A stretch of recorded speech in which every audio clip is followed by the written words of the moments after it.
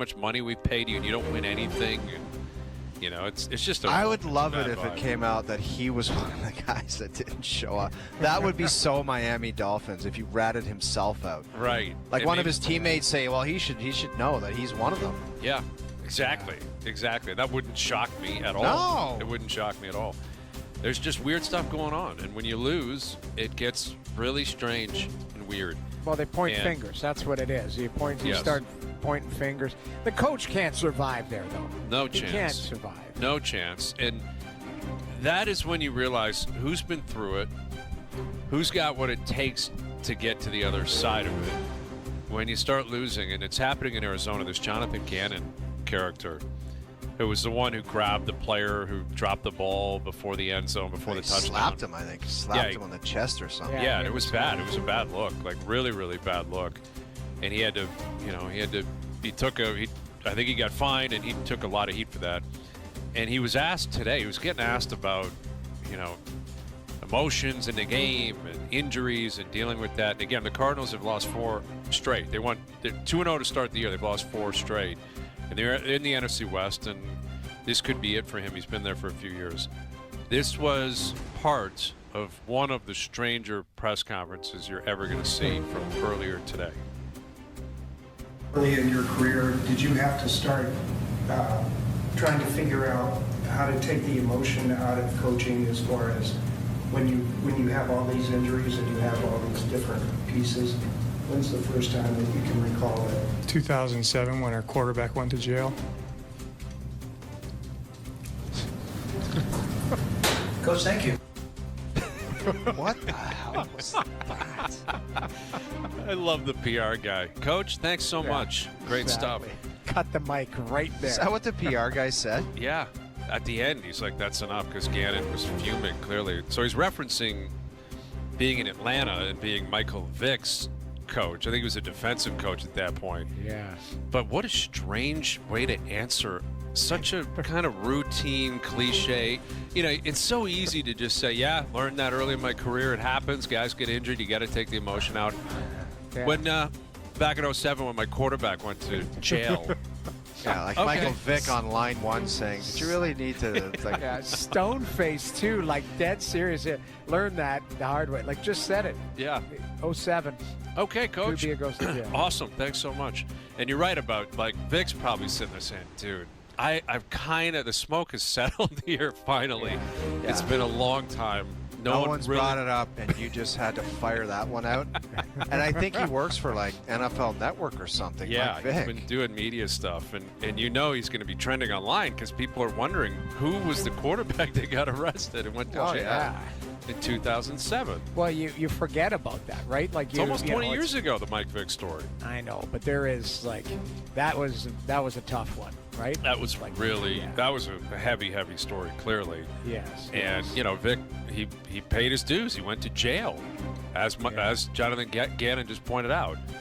But I guess that is a learning experience if you're a coach. When your quarterback is imprisoned, that is going to be something that. Can we play it again? I want to hear the PR guy say, okay, Coach, thanks a lot. Yeah, let's hear the whole thing. Go ahead, Joe. Let's hear it.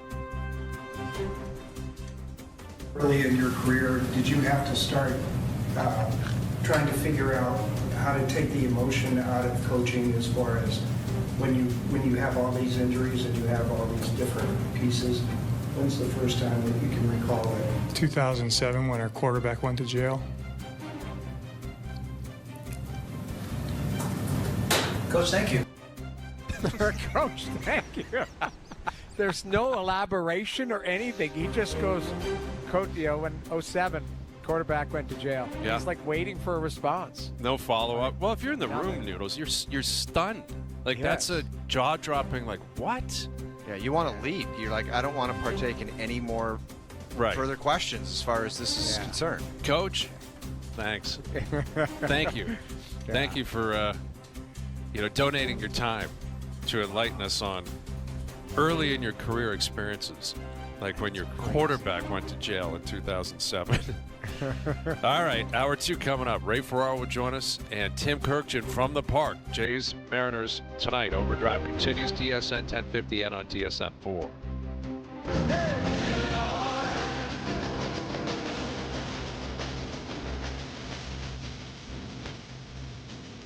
Hour 2 Overdrive continues, powered by FanDuel, bringing you everything from the opening line to the final score. Tim Kirkchin later in the hour from the park. Game 3 tonight, Seattle and the Jays, and both teams have revealed their lineup for the game tonight. Anthony Santander is back in the lineup, hitting cleanup tonight. All right. And playing right field.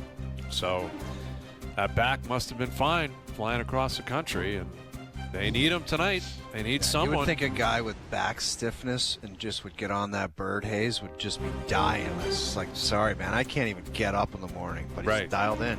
Yeah. Keegan thinks he's close. Your boy Keegan, he's out there. Keegan's a fan of this. Keegan Matheson out there and said, hey, it feels like he's been close to breaking out. He is capable of doing it. And for him to be batting fourth tonight, that means Addison Barger's moving down, and I think that's reasonable. Yeah. Barger's going to play third tonight, but he hasn't had it. He's struggled.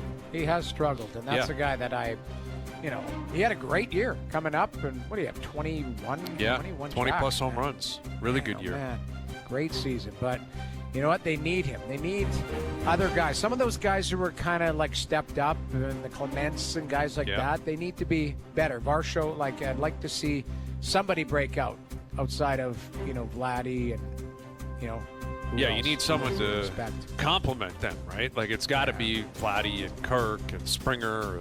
Well, that's what's you're the problem. Against the Yankees, it was so magical that it was literally everyone. Ernie Clement did not stop hitting against the Yankees.